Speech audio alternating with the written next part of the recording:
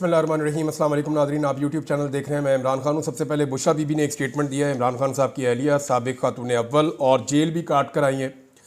बुशरा बीबी के बारे में पहले मैं एक दो चीज़ें आपको बता दूं कि इनके बारे में बहुत क्लेम किया गया कि ये टूट चुकी हैं। बहुत सारे लोगों ने कहा कि ये कंप्रोमाइज़ हो गई हैं, कई लोगों ने कहा कि वो डील कर रही हैं, कई लोगों ने कहा कि वो इमरान खान का साथ छोड़ देंगी और वादा माफ गवाह बन जाएंगी। लेकिन उन्होंने ये सारे अंदाजे गलत साबित किए। जब उनके ऊपर मुकदमा हुआ और उनको गिरफ़्तार करने का हुक्म दिया गया तो वो फौरी तौर पे खुद पहुंची गिरफ़्तारी देने के लिए और उन्होंने जाकर अपनी गिरफ़्तारी दे दी। तो ये उनका कंडक्ट रहा और उन्होंने फिर बड़ी साबित कदमी के साथ गिरफ़्तारी के दिन गुजारे भी।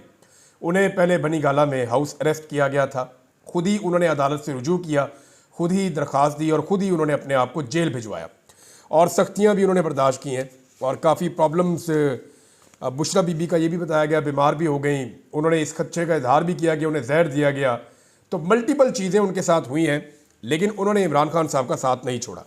अभी बुशरा बीबी ने इमरान खान साहब के एहतजाज से 2 दिन कबल, जो इमरान खान साहब की फ़ाइनल कॉल है इस्लामाबाद में एहतजाज के लिए 24 नवंबर की, उससे 2 रोज़ कबल उनका स्टेटमेंट आया और ये तफसीली स्टेटमेंट है जो 21 और 22 तारीख की दरमियानी शब को, यानी उसके पहले हिस्से में ही शाम के वक्त जो है वो ये रिलीज़ किया गया पाकिस्तान तहरीक इंसाफ की जानिब से।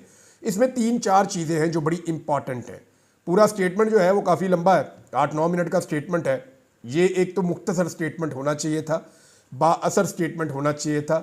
इसमें बुशरा बीबी का स्टेटमेंट आना ज़रूरी था। वो इमरान खान की अहलिया हैं और उनके बोलने का इम्पैक्ट होना है। जैसे इमरान खान साहब की बहनें हैं, वो बात करती हैं तो लोग उस पर बिलीव करते हैं कि ये इमरान खान की बहनें बात कर रही हैं, तो इनका कोई पॉलिटिकल इंटरेस्ट नहीं है।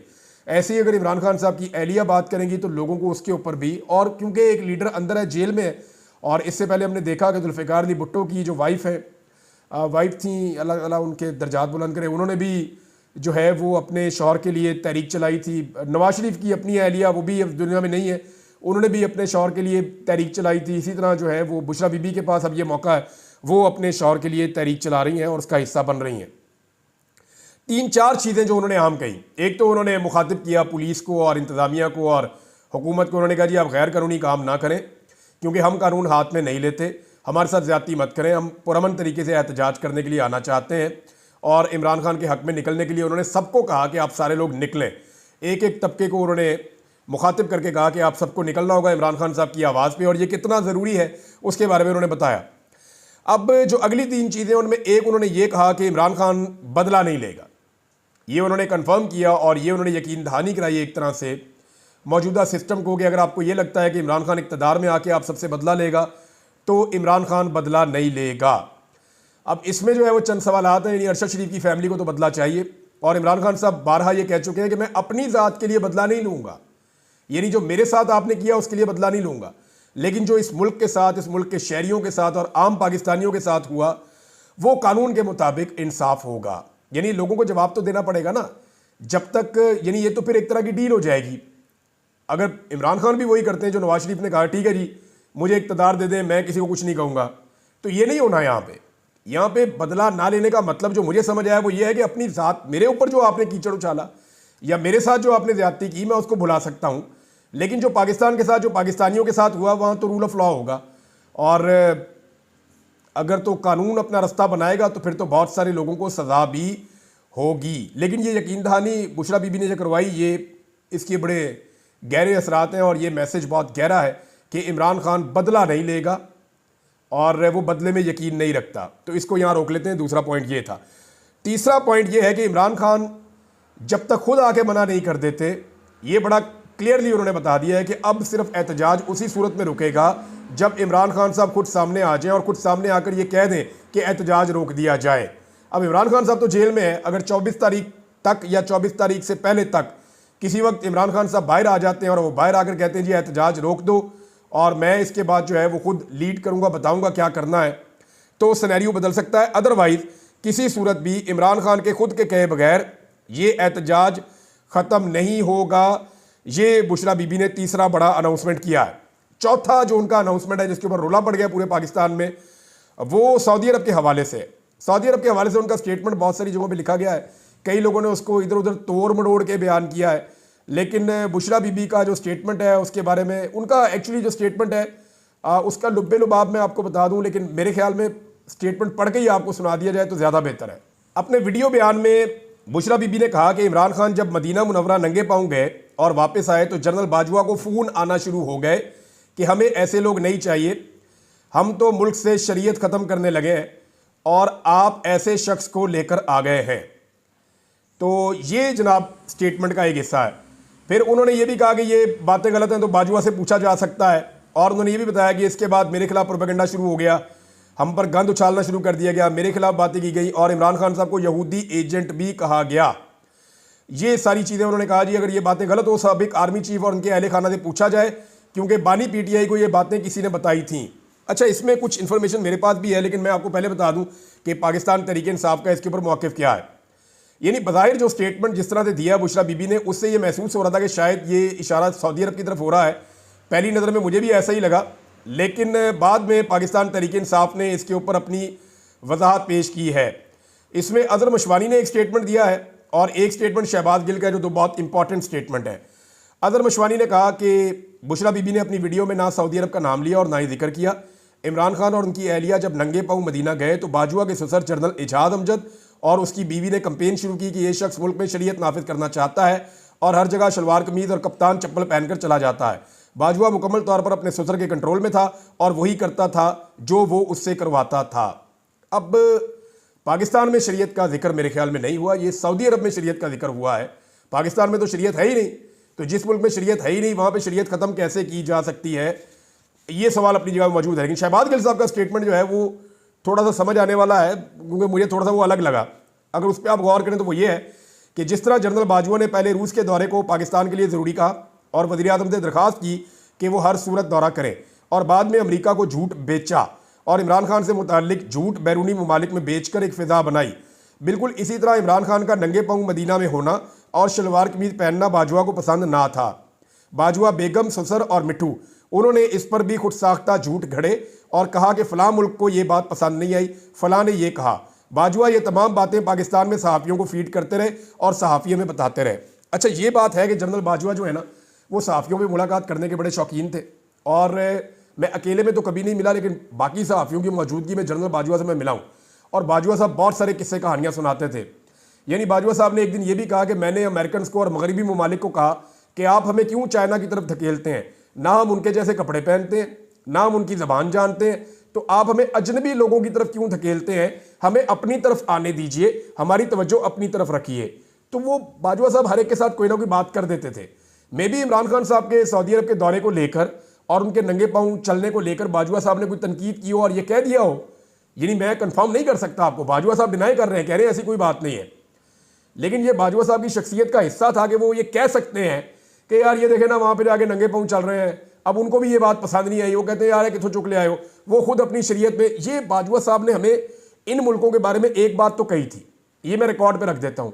बाजवा साहब ने कहा कि जो हमारे दोस्त इस्लामी ममालिक थे, जैसे कि सऊदी अरब है, यूएई है, बाकी मुल्क हैं, कहते हैं जी वो अब इस्लामी भाईचारे वाला मामला नहीं रह गया। ये बाजवा साहब ने अपने मुँह से कहा था। उन्होंने कहा था अब जब हम उन्हें मिलते हैं तो वो ये जो नई नस्ल उनकी आई है, ये नई नस्ल अब इस्लामी भाईचारा के ऊपर बात नहीं करती, ये मदद की बुनियाद के ऊपर बात नहीं करती। ये कहते हैं जी आपके पास प्रोजेक्ट क्या है, आपके पास ऑफर क्या है, आप हमारे साथ मिलकर क्या कारोबार करना चाहते हैं। हम उन्हें ये नहीं कह सकते कि आप इंडिया के साथ काम ना करें, वो ये कहते हैं कि हम इंडिया के साथ काम कर रहे हैं, वो छोड़ें, आपका वो काम नहीं है, आप बताएं कि आप हमारे साथ क्या काम करना चाहते हैं। तो उनकी बड़ी रियलिस्टिक अप्रोच है, वो दीन को लेकर उतने जज्बाती नहीं है जितने इनके आबाओ अजदाद जज्बाती थे। ये बातें बाजवा साहब खुलकर करते थे। मे भी इसकी कोई एंगलिंग उन्होंने ऐसी की हो जो बात इमरान खान साहब तक पहुंची हो। लेकिन एक सवाल यहां पैदा होता है कि बुशरा बीबी का जो ये स्टेटमेंट है, इसकी टाइमिंग बहुत इंपॉर्टेंट है। दो छोटे एतराज़ात मेरे हैं। एक तो ये स्टेटमेंट बड़ा लेंथी था, बहुत लंबा था, ये बिल्कुल छोटा होना चाहिए था। ये जितना छोटा होता उतना इसका असर ज़्यादा होता। यह बार बार चीज़ें रिपीट हो रही थी, बार बार वो बुशरा बीबी अल्फाज को और चीज़ों को रिपीट कर रही थी जो इस लेवल के ऊपर मुनासिब नहीं है। और क्योंकि उनका इतना तजुर्बा नहीं है इस बारे में, लेकिन वहाँ तजुर्बाकार लोग मौजूद हैं जहाँ बुशरा बीबी हैं, पार्टी की क़यादत मौजूद है। और ये रिकॉर्डेड बयान था, ये बयान ऐसा नहीं था कि जो रिकॉर्ड किए बगैर लाइव चला दिया हो। ये रिकॉर्डेड बयान था, इसको एडिट किया जा सकता था, इसमें बल्कि एडिटिंग हुई भी है और इसमें से वो चीज़ें जो नामुनासिब है वो निकाली जा सकती थी। अब ये जो सऊदी अरब वाली बात उन्होंने की है, इसके मतलब लोगों ने अलग अलग निकाल लिए हैं। क्योंकि इसमें गुंजाइश मौजूद है। जिस तरह उन्होंने स्टेटमेंट दिया, इस तरह स्टेटमेंट आप पढ़ें तो अजहर मशवानी की बात का भी एक मतलब निकलता है, जो शहबाज गिल साहब कह रहे हैं एक मतलब वो भी निकलता है, एक मतलब मैं एक स्पेस में था उसमें लोग कह रहे थे वो भी निकलता है, एक मतलब इसमें वो भी निकल रहा है जो ये हुकूमत निकाल रही है। अब ताहिर अशरफी साहब ने और जनरल बाजवा साहब ने डिनाई कर दिया, उन्होंने कहा जी ऐसी कोई बात नहीं हुई, ये हमारे ऊपर झूठा इल्ज़ाम है। सऊदी बादशाह के इमरान खान साहब के साथ बड़े अच्छे ताल्लुकात थे, वली अहद के मोहम्मद बिन सलमान के, और उसके बाद वो पाकिस्तान भी आए थे उस दौरे के बाद, और उसके बाद इमरान खान साहब जब दोबारा गए थे तब उन्होंने खुद आके वेलकम किया था, तो ये शानदार ताल्लुकात थे। तो इधर से ये भी पता चलता है कि शायद ये बात ठीक है कि सऊदी अरब को ये ब्लेम नहीं किया बुशरा बीबी ने, ये ब्लेम शायद वो किसी और तरफ करना चाह रही हैं, और वो उनकी तरफ से क्लैरिटी आ जाएगी तो चीज़ें और ज़्यादा क्लियर हो जाएंगी।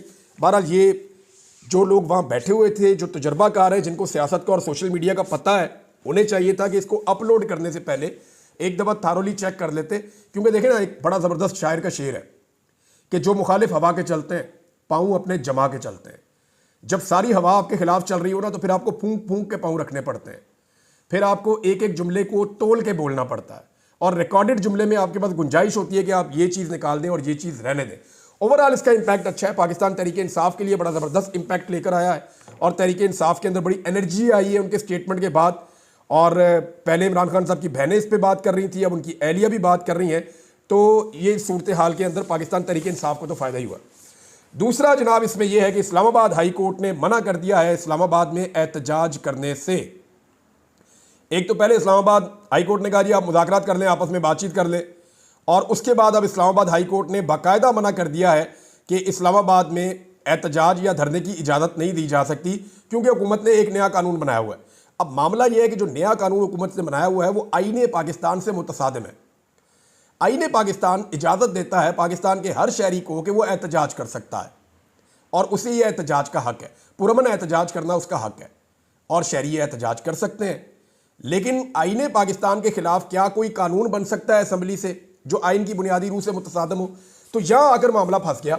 अब अदालत ने ऑर्डर दे दिया जनाब आप एहतजाज नहीं कर सकते, लेकिन उसके ऊपर रद्द-ए-अमल भी आया है, और रद्द-ए-अमल जो है वो बैरिस्टर अली जफर का है, जो नॉर्मली बड़ा लो टून में बात करते हैं, लेकिन उन्होंने कहा कि अदालत कैसे रोक सकती है। यानी उन्होंने कहा यह अदालत का काम नहीं है कि वो एहतजाज होने या ना होने का फैसला करे, एहतजाज तो होगा और ज़रूर होगा। वैसे भी मैं आपको बताता हूं कि इस्लामाबाद हाई कोर्ट का फैसला मानता कौन है। यानी मुझे इन्होंने कहा हज पे भेज दें, भेजे नहीं उन्होंने, वहां 4 पुलिस वाले खड़े थे, वो उठा के ले गए। यानी इन्होंने बेशुमार लोगों को, समी इब्राहिम साहब को 3 दफ़ा भेजा एयरपोर्ट, उनको वहां से वापस भेज दिया। इस्लामाबाद हाई कोर्ट का फैसला मानता कौन है? एक जेलर नहीं मानता, एक डीसी नहीं मानता, पुलिस के जो है वो छोटे छोटे अफसरान वो इस्लामाबाद हाई कोर्ट का फैसला नहीं मानते। तो इस्लामाबाद हाई कोर्ट का फैसला जब ये छोटे मोटे लोग नहीं मान रहे, तो क्या पाकिस्तान के जो असली मालिक है, पाकिस्तान के अवाम, उन पे बाउंड होगा कि वो ज़रूर माने इस्लामाबाद हाई कोर्ट का फैसला, या सिर्फ फैसला जो है वो पाकिस्तान तहरीक इंसाफ के मामले में अमल दरामद होना है और किसी मामले में अमल दरामद नहीं होना? इमरान खान साहब ने एक स्टेटमेंट दिया, और ये स्टेटमेंट जो है वो आमिर मुगल साहब ने पढ़ के सुनाया, और उन्होंने जो पाकिस्तान तहरीक इंसाफ का वर्चुअल जलसा हुआ उसके अंदर उन्होंने बताया तहरीक इंसाफ उस स्टेटमेंट को लेकर बड़ी जज्बाती हो गई थी। आमिर मुगल साहब ने कहा कि इमरान खान साहब ने कहा, मैंने उनसे जब पूछा कि खान साहब ये मामला कहाँ जाकर रुकेगा, तो उस पर इमरान खान साहब ने जो जवाब दिया वो बड़ा जज्बाती जवाब है। इमरान खान साहब ने कहा कि या मैं मारा जाऊँगा या मैं कामयाब हो जाऊँगा, और फिर आमिर मुगल साहब ने कहा कि अल्लाह ताला खान साहब को हमारी ज़िंदगी भी लगा दे। तो ये जनाब इमरान खान साहब का इस वक्त तक का जो उनका अपना इरादा है वो ये है। एक बात की है वज़ीर दाखिला ने, और वज़ीर दाखिला का जो स्टेटमेंट है ना वो बड़ा मानी खेज़ है इस वक्त, क्योंकि इस स्टेटमेंट का अगर आप एक मतलब निकालें तो ये एक सिचुएशन की निशानदेही भी कर रहा है। वज़ीर दाखिला ने कहा कि ये लोग इस्लामाबाद क्यों आ रहे हैं एहतजाज करने के लिए, अपने अपने इलाकों में एहतजाज करें, वहाँ कोई कुछ नहीं करेगा, ये अपने अपने इलाकों में एहतजाज कर ले। ये वज़ीर दाखिला ने कहा। इस्लामाबाद एहतजाज करने के लिए क्या लेने आते हैं? ये क्या तरीका है कि एहतजाज के लिए इस्लामाबाद आ जाएं? तो एक बात तो ये है कि इस्लामाबाद तो हर पाकिस्तानी समझता है कि वो उसका दारुल हुकूमत है, और इससे पहले ये क्या पहली पॉलिटिकल पार्टी है जो इस्लामाबाद एहतजाज करने आ रही है? अभी कुछ अर्सा पहले तहरीक लब्बैक वाले आए थे, जमात इस्लामी ने एहतजाज किया, फजलुर रहमान साहब लॉन्ग मार्च धरना लेकर आए थे, PMLN लेकर आई थी, पीपल्स पार्टी लॉन्ग मार्च और धरना लेकर आई थी। इस्लामाबाद में पॉलिटिकल एक्टिविटीज़ की एक लंबी तारीख है जो चलती चली जा रही है। अब पाकिस्तान तहरीक इंसाफ के लिए क्या कोई अलग दारुल हुकूमत है जहाँ के वो जाके एहतजाज करें? अब इसमें उन्होंने कहा जी अपने अपने इलाकों में एहतजाज करें, हम नहीं रोकते। अब फर्ज करें अगर पाकिस्तान तहरीक इंसाफ का बड़ा काफिला जो खैबर पख्तूनख्वा से निकलता है और मुख्तलिफ काफिले मिलकर एक बहुत बड़ा सैलाब बन जाता है और वो अपनी सरहद के अंदर ही बैठ जाते हैं, यानी पंजाब और खैबर पख्तूनख्वा की सरहद पे बैठ के ये मुतालबा करते हैं कि रुकावटें हटाओ, हम इस्लामाबाद आकर एहतजाज करना चाहते हैं, तो वो तो अपनी टेरिटरी के अंदर बैठे हुए हैं और वहाँ पे खैबर पख्तूनख्वा की असम्बली का इजलास चल रहा है। जब तक किसी असम्बली का इजलास चल रहा हो तब तक उस सूबे में गवर्नर राज नहीं लगाया जा सकता, लिहाजा गवर्नर राज तो लगाया नहीं जा सकता। वजीर आला अली अमीन गंडापुरी रहेगा और अगर वो आकर स्वाबी में बैठ जाते हैं और सारे खैबर पख्तूनख्वा और पंजाब से लोगों को बुलाते हैं और बहुत बड़ी तादाद में इकट्ठे हो जाते हैं और ये डिमांड करते हैं जनाब हम लड़ना नहीं चाहते आपसे, आप ये रुकावटें खुद ही हटाएं, रास्ते खोलें, हम इस्लामाबाद आना चाह रहे हैं। अब हुकूमत ने इस्लामाबाद को बंद कर दिया, आज जुमे का दिन है, आज से वो बंद करना शुरू हो जाएंगे, जुमे के बाद से हफ्ता भी बंद, एतवार भी बंद। और अगर वो एतवार को आकर वहीं बैठ जाते हैं और 4 दिन बैठते हैं तो 4 दिन और इस्लामाबाद बंद, पूरा पंजाब जो है वो ब्लॉक इस्लामाबाद बंद, सराउंडिंग के सारे इलाके बंद। तो क्या हुकूमत पूरे इस्लामाबाद को दारुल हुकूमत को बंद करके गुजारा कर सकती है? तो इसका जवाब है कि हुकूमत ऐसा नहीं कर सकती, क्योंकि देखें इस्लामाबाद के अंदर शहरी मौजूद है और बाहर से भी लोग आए हुए हैं जो एहतजाज करने के लिए पहले पहुंचे हैं, तो अंदर बार बार लोग निकलेंगे, एहतजाज करेंगे, एक सिचुएशन इस्लामाबाद में और रावलपिंडी में बनी रहेगी। और अगर खैबर पख्तूनख्वा से आने वाला काफिला सरहद पे बैठ जाता है और वो ये कहता है कि जनाब आप खुद ही रुकावटें हटा दें, हम लड़ना नहीं चाहते, हम इस्लामाबाद में जाएंगे, और अगर वो 10 दिन भी वहां बैठे रहे तो उन्हें क्या फर्क पड़ता है? लेकिन फर्क इस हुकूमत को पड़ता है। पूरी दुनिया में ये खबरें जाएंगी। इमरान खान साहब ने और उनकी टीम ने इंटरनेशनल मीडिया को भी लिखा है और उनसे कहा है कि आप इस सूरत हाल का जायजा लें और इसको रिपोर्ट करें। अब इंटरनेशनल मीडिया पे और नेशनल मीडिया पे रिपोर्ट हो रहा होगा, खैबर पख्तूनख्वा के अंदर इतनी बड़ी तादाद में लोग बैठे होंगे, गवर्नर राज आप लगा नहीं सकेंगे, वफाकी दारुल हुकूमत में हर चीज़ जैम हो जाएगी, तो क्या इस तरह मुल्क चलेगा? ये एक नई सिचुएशन है जिसके बारे में इस हुकूमत को आइडिया नहीं है कि ये मामला किस तरफ जा सकता है।